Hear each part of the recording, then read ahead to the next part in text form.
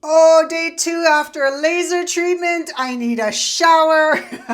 I look like a crispy chicken. I'm still swollen, but you know what?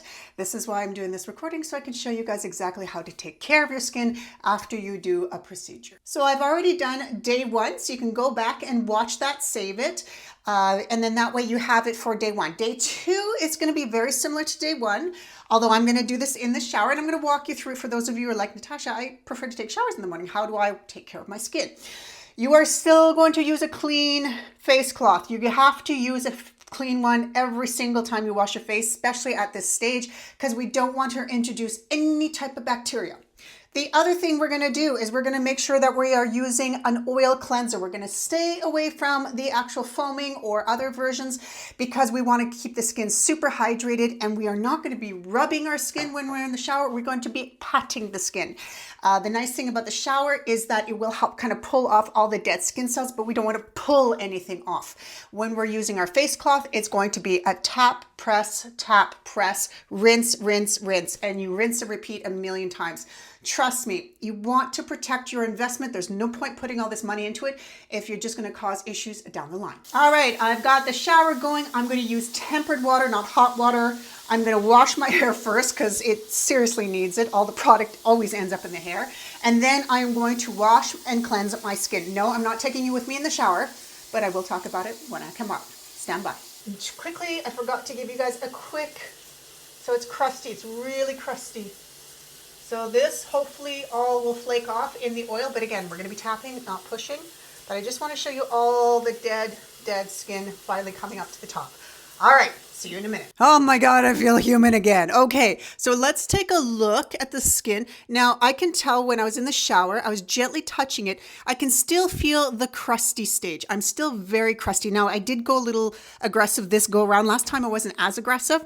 So when it comes to using my PTT6 from the Calisym, I'm not going to be doing this today. I'm going to give it one more day because, again, a lot of this is dead skin cells and you're not going to get a lot of product penetration, okay? It's going to go in and kind of penetrate the dead stuff. It might hit some of the other, healthy cells underneath, but I can continue to use this once the crusty stage has moved on. And the whole point of the crusty stage is not only resurfacing, but it's allowing your skin, your baby skin, to come to the surface at its own pace. And because I am 50 and I'm no longer 30, my skin is going to take just a little extra time.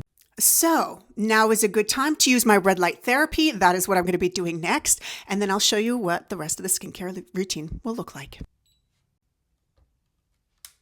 And this is just a quick reminder that if you are using a red light therapy mask, before you put it on your face, after any type of treatment, microneedling, laser treatment, anything like that, you have to make sure you are constantly cleaning it between every single use because we are prone to bacteria. We do not want any type of bacteria being introduced to our face.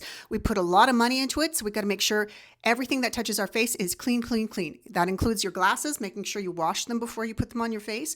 And of course, making sure that your children, your hands, your cell phone, your husband, nobody touches this. We have to make sure that we keep this clean. So the other thing I like to use is the Tower 28 because this has hypochlorous acid. Now you don't have to use this brand, but you can use whichever brand you want. And what hypochlorous acid does is basically it's an antibacterial, but it also is an anti-inflammatory. So this is going to help with any type of extra inflammation with the skin. Now, we want inflammation in the skin, but we don't want excess amount of inflammation. So a little bit of hypochlorous acid, you have to wait for it to dry down completely, and then we're going to follow it up with the next step. Okay, now that my skin has completely dried down from using my hypochlorous acid spray, I'm going to go back in with, you got it, a little bit more biogel. The whole point of this is making sure that the skin has time to heal the way it needs to heal. We can't force the greatness. That's the unfortunate part when it comes to trying and doing these procedures. We want it to happen by day 2, day 3, be perfect. Give your skin time.